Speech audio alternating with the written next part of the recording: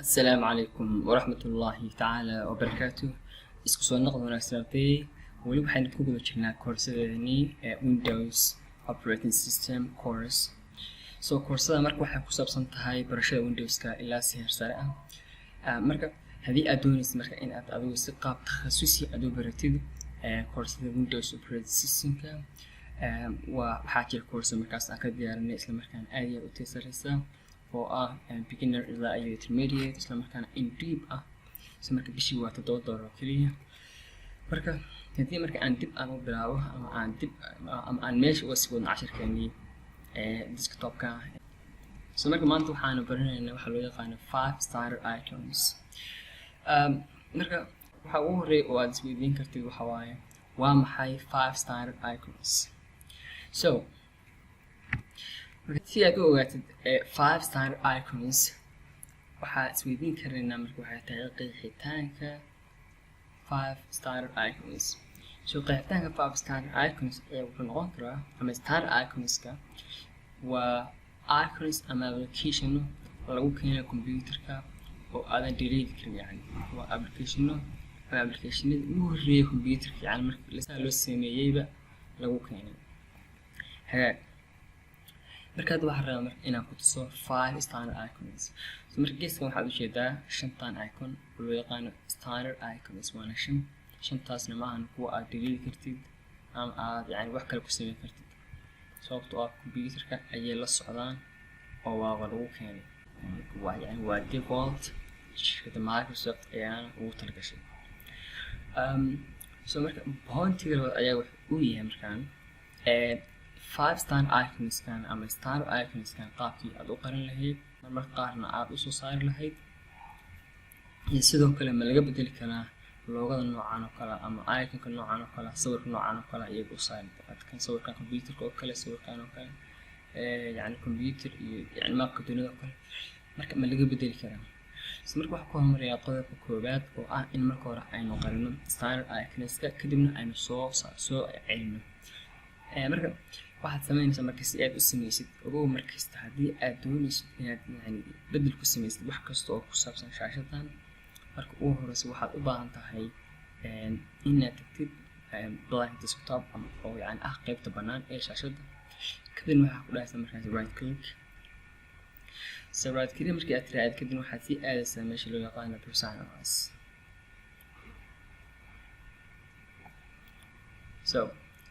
marka kadib waxaad sii aadaysaa marka meesha loo yaqaano themes. dabeetana waxaad sii aadaysaa desktop icon setting. marka kuwan waxaa kusoo baxaa marka box launcherkan. desktop iconskan hadda waa saa ujeeda waa 5tii.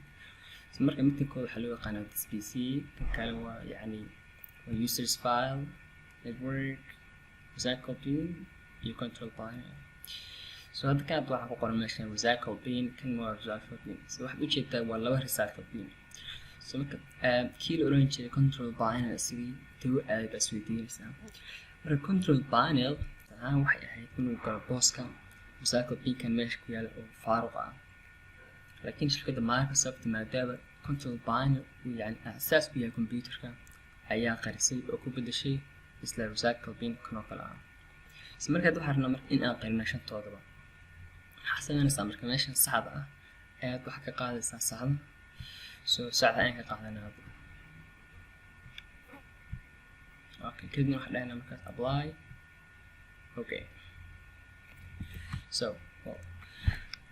marka haddii marka xaggan aad fiirisid oo inta aad fiirisid yani 5 standard iconskii ama standard iconskii meesha tan way ka maqan yihiin. marka linkan fiiri kuma jiraan, linkan kale kuma jiraan, yani way maqan yihiin. marka waxaa laga yaabaa marmarka qaar in aad yani isweydiisid ama computerada qaarkood aad istiraatid recycle binki mee, this PC mee, users file mee, yani inaad yani ku jahwareertid. marka waa in marka taqaanaa qof professional aad tahay in yani la haadgareeyey ama yani la qariyey iyo in kale. marka meeshii waa ku noqonaa si aan display ugu sameyno oo aan usoo bandhigno ama aan usoo celino oo shaashada qaab looga arki karo ay noqoto. marka hadda meeshii dib u noqo screenka dadkii aan dib ugu celiyo. hadda waxaad ujeedaa marka network waa kan. waxaan kaloo dhiman this pc so waxaan aad ugu noqon laga yaabaa inaan si fiican usoo celin markii dhamaantood waa soo celiya okay so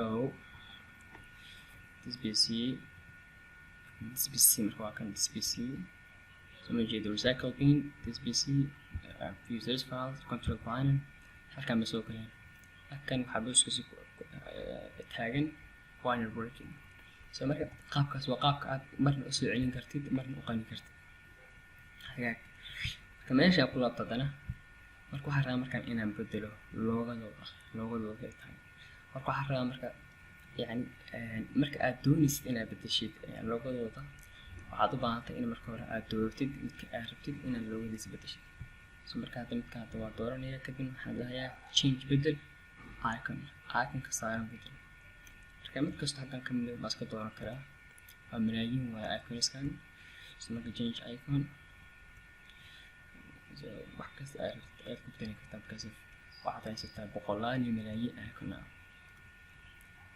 marka mid kasta ka mid ah waan bedelaynaa marka mid kasta ka mid ah waan bedelaynaa okay so waxaan marka inaan kuu sheego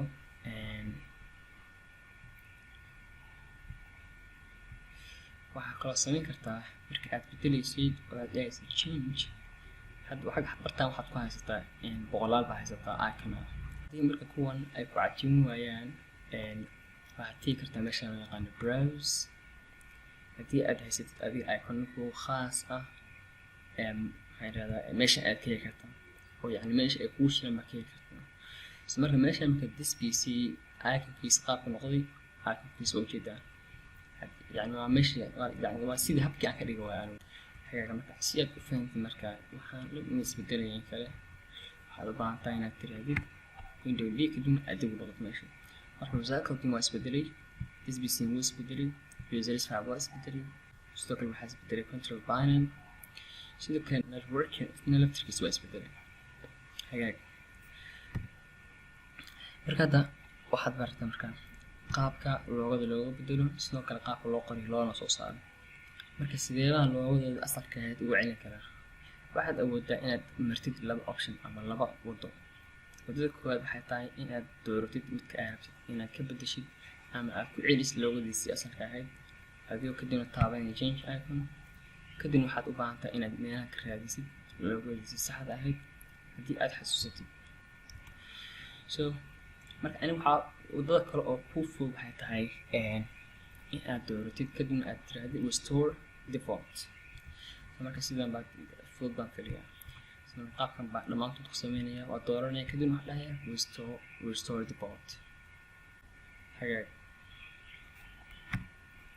ayay marka hadda five style icons kan waan fahnay pointka xiga ama qodobka xiga wuxuu noqonayaa marka drag and drop waxa loo yaqaano drag and drop waa in shaashadan iconada ku yaala aad soo qaadid adigoo lafta click marka wax sameynaysa dushiisa bataysaa kadibna waxa kuu fudud inaad dooratid kadibna waxa sameynaysa lafta click baa dushiisa dhab dhex soo qabanaysaa soo jiidaysaa marka haddii miis uu yahay miiska yani caadi ah oo yani touchpad aanan hayn waxaad u baahan tahay inaad soo aad dhaqaajisid baad u baahan tahay haddii uu touchpad yahayna gacan waxaa qabataa left gacanna yani ku jiid waa sida ku fudud haddii aad professional haddii aad tahayna waxaad samayn kartaa adoo isticmaali touchpadka isla markaa meesha salaaxda isticmaali in laba jeer aad tirahdid jag kadibna aad soo jeedid waayahay marka waxaad awoodaa yani in aad soo qabatid oo aad yani drag control ku samaysid oo meelahaas aad dhigdhigtid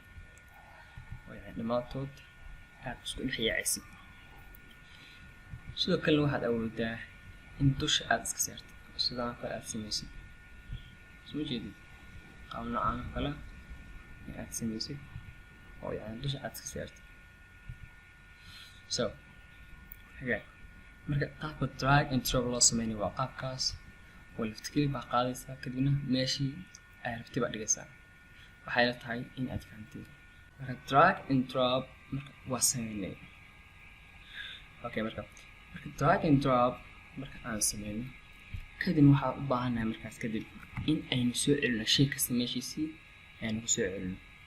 marka waxaynu mari karnaa laba wado oo ah in left click markii hore aan sameynay aan haddana sameyno oo haddana yani aan simo oo booskiisii aan ku soo celino. okay qaabkaas waan awoodnaa. qaabka labaad oo aan sameyn karin ayaa waxa uu yahay in aynu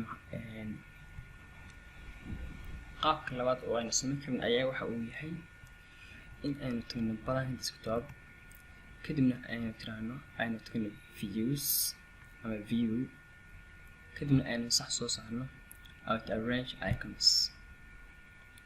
so auto arrange icons waxay ka dhigan tahay in iconadan aad ku xirtay waxa loo yaqaano lock oo aadan booskooda ka dhaqaajin karin. طبعا waa laga yaabaa in aad meeshan geysid oo yani ay isbedbedelaan laakiin inaad bartaan geysid kama u yeeliyo.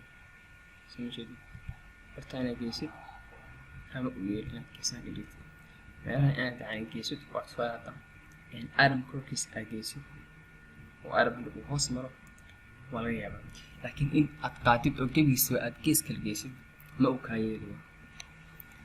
marka haddii marka aad aragtid iyagoo wixii yani iconadii isku dhex yaacsan oo kale haddii aad aragtid habka ugu fudud oo aad yani u xallin kartid oo si dhaqso ah aad isku ururin kartid ayaa waxa uu yahay in aad tirahdid right click blank desktop kadibna aad sii degtid meeshan auto arrange icons. so hadda auto arrange icons haddii aan saxa ka qaado yani shay kasba waxaan awoodaa in aan meel gaara dhigo oo aan positioning aan ku sameeyo. waxaan sameynaa marka waxaan saarayaa auto arrange icons. marka intaana saaran auto arrange icons waxaan rabaa inaan tuso shaqada ay qabato align icons to grid.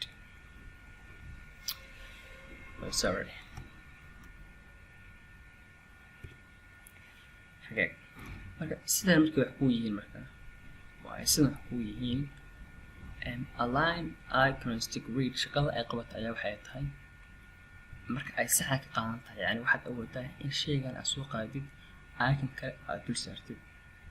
soo jeedid kana soo qaada kana dul saaraya. marka haddii aan sax saaro maxaa dhacaya? sax haddii aan saaro maxaa dhacaya waxay tahay waxay diidaysaa marka in la isdul saaro oo ma ogolaanayso. soo jeedid inaad kan saaro meesha saaro waa la diidaya kan booskiisa waa laga banaynaya laakiin ma loo ogola.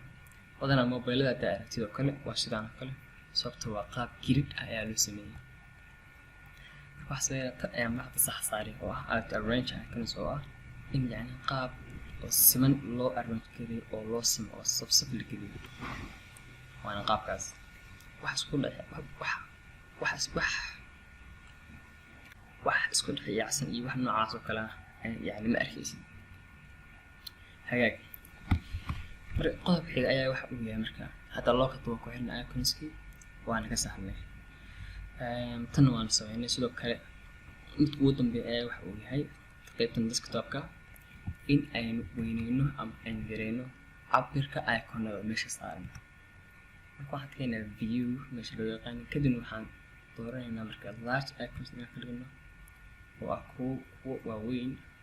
kuwa waaweyn ama aan ka dhigno medium oo ah aan dhahay small kuwa yani yaryariisa ama aan ka dhigno medium icons oo ah kuwa dhexdhexaad ah oo ah qaab uu hadda aan yahay. hagaag marka bartaas waxaan ugu gudbaynaa markaad casharkay ku saabsanaa desktopka oo ahaa qaybta basic ah.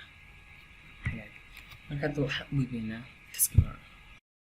ardayda sharafta leh fadlan ha ilaawin subscribe like intabaas waxay inagu dhiirigelinaysaa in aynu insha Allah si fiican u shaqeyno ama aynu soo gelino video fara badan oo ka hadlaya cilmiga computerka khaas ahaan qaybta intermediate-ka ilaa basic-ka.